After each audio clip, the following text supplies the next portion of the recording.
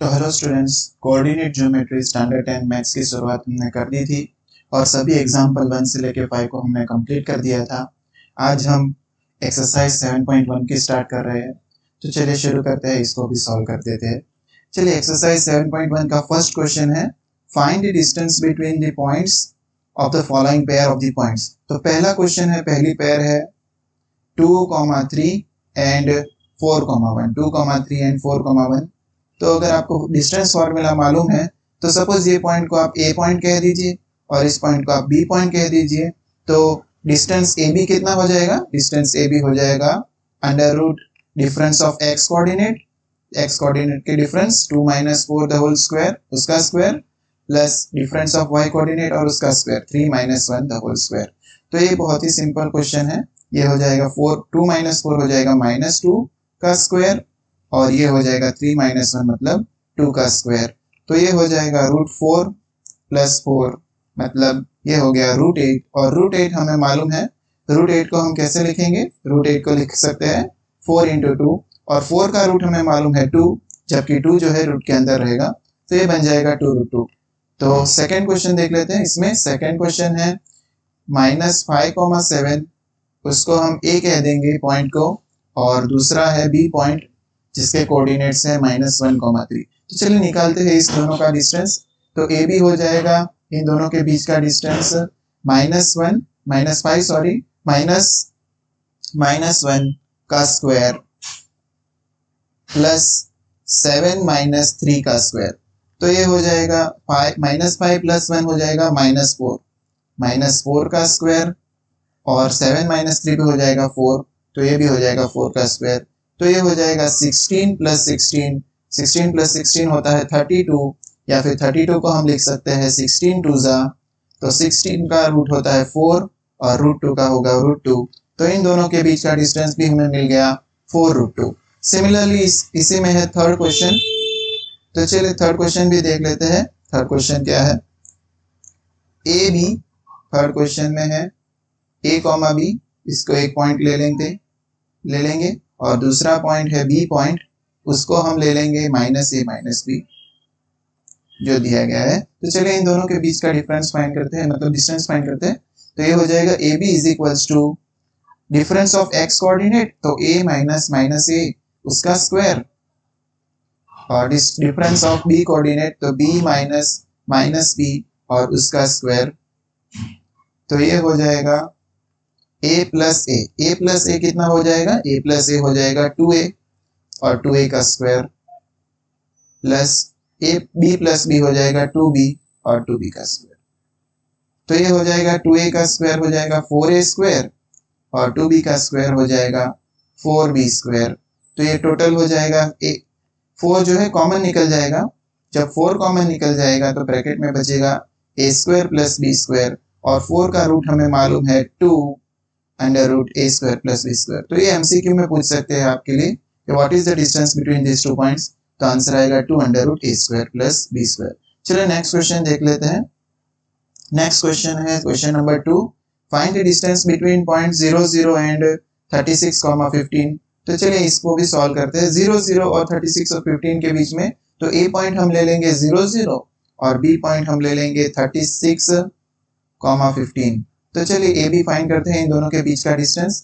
तो ये हो जाएगा 0 - 36 का स्क्वायर प्लस 0 - 15 का स्क्वायर, या फिर 15 - 0 भी लिख सकते हैं, स्क्वायर है इसीलिए ज्यादा फर्क नहीं पड़ेगा। तो ये हो जाएगा 36 का स्क्वायर, 36 का स्क्वायर हो जाएगा 36 × 36, तो ये हो जाएगा करीबन 1296 के बराबर। आप मल्टीप्लाई कर दीजिएगा, तो ये हो जाएगा 1296 और 15 का स्क्वायर हमें मालूम है वो है 225। तो ये हो जाएगा, इन दोनों का एडिशन करते हैं, 1296 को 225 ऐड कर देंगे तो 1 ऊपर 11 बन जाएगा, 9 + 1 10 और ये 2 इधर, 1 ऊपर और 5 और 1, तो ये बन जाएगा 1521। ये बन जाएगा 1521 और 1521 का रूट जो है हम निकालने के लिए उसके पहले एलसीएम निकालते हैं। 1521 जो है 1 + 5 6 और 6 + 2 8 और 1 3 से डिवाइड होगा क्योंकि उनका सम 9 हो रहा है।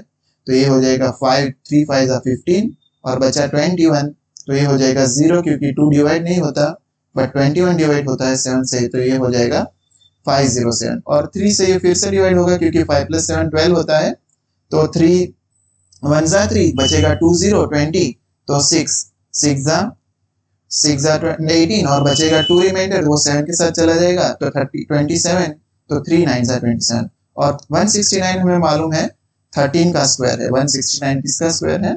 13 का स्क्वायर है। तो ये जो है 13 × 13 × 3 × 3, तो जब रूट निकलेगा तो ये बचेगा, ये 13 का स्क्वायर जो है 13 बना देगा और 3 का स्क्वायर जो है 3 बना देगा, तो ये बन जाएगा 39। ये 39 का रूट है। ये किसका रूट है? 39। तो आपको भी अगर रूट नहीं मालूम है तो इस तरीके से आप एलसीएम निकाल के जो है आसानी से रूट निकाल सकते हैं 1521 के। और नेक्स्ट क्वेश्चन देख लेते हैं, क्वेश्चन नंबर 3। ये डिटरमाइन करना है कि ये पॉइंट्स कोलिनियर है कि नहीं। Determine the given points are collinear और नॉट। तो चलिए ए पॉइंट को लिख देते हैं 1,5, बी पॉइंट को लिख देते हैं 2,3 और सी पॉइंट को लिख देते हैं हम -2, -11। कोलिनियर कब होंगे पॉइंट्स? कोलिनियर का कंडीशन क्या है? कोलिनियर का कंडीशन है कि जब A B plus B C जो है ए सी से के इक्वल हो जाएगा, या फिर किसी भी दो पॉइंट्स का डिस्टेंस जो है तीसरे पॉइंट के डिस्टेंस के इक्वल हो जाएगा, तब हम कह सकते हैं कि पॉइंट्स कोलिनियर है। तो चलिए चेक करते हैं, पहले डिस्टेंस फॉर्मूला अप्लाई करके ए बी का डिस्टेंस चेक करते हैं। तो ये हो जाएगा 1 - 2 का square, difference of x coordinate minus difference of y coordinate का स्क्वायर। तो ये हो जाएगा 1 - 2 हो जाएगा -1, और -1 का स्क्वायर होता है 1, और 5 - 3 हो जाएगा 2, 2 का स्क्वायर होता है 4, तो ये हो जाएगा √5। ये हो जाएगा √5। सिमिलरली BC फाइंड करते हैं, तो BC हो जाएगा 2 - -2 का square, difference of x coordinate का square plus difference of y coordinate 3 - -11 का square, difference of y coordinate का स्क्वायर। तो ये हो जाएगा 2 - -2 मतलब 2 + 2 4, तो 4 का स्क्वायर हो जाएगा 16, और ये हो जाएगा 3 + 11 का मतलब 3 + 11 14 हो जाएगा, और 14 का स्क्वायर होता है 196 होता है। 14 का स्क्वायर होता है 196, तो ये हो जाएगा 196। तो ये हो जाएगा 196। तो इन दोनों का एडिशन हो जाएगा √212, तो ये हो जाएगा √212। और CA फाइंड करते हैं। CA का डिस्टेंस, CA हो जाएगा √1 - -2 का स्क्वायर, तो ये हो जाएगा 3 का स्क्वायर प्लस y कोऑर्डिनेट का डिफरेंस हो जाएगा 5 - -11 का स्क्वायर, 5 - -11 का स्क्वायर।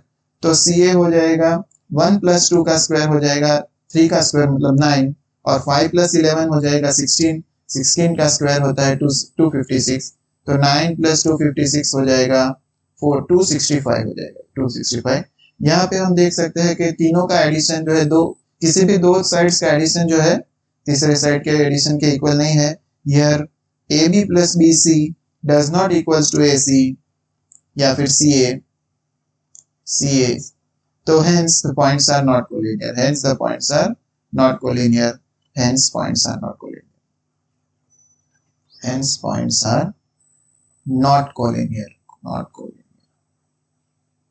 आई होप कि आपको समझ में आ रहा है। नेक्स्ट क्वेश्चन देख लेते हैं। Next question number 4।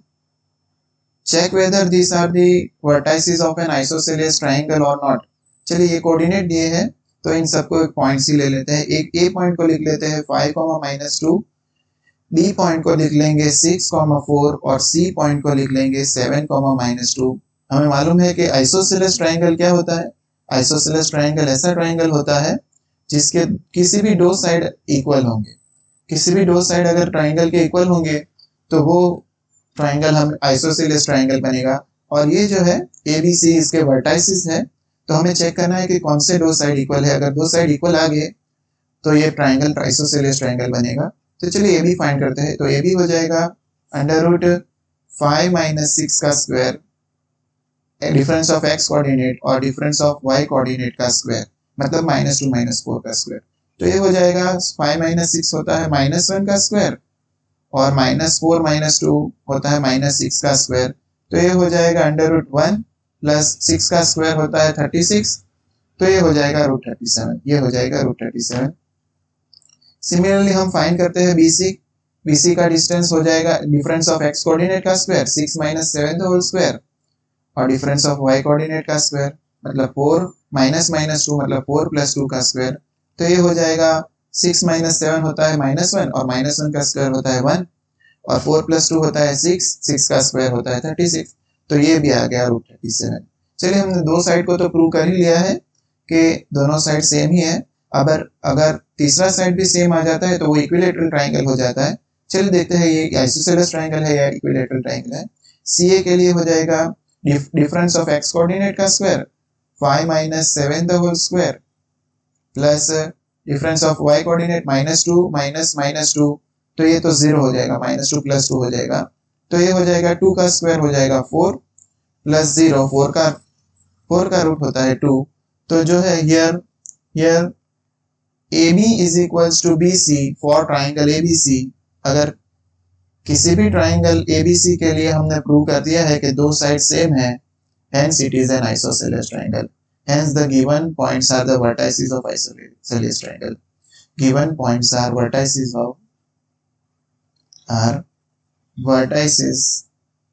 of an isosceles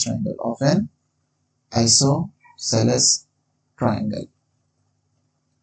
तो आई होप कि आप सबको समझ में आ रहा है ये क्वेश्चन, और एक बार फिर से देखिए, रिपीट कीजिए ज़रूर से और जल्दी से प्रैक्टिस कीजिए।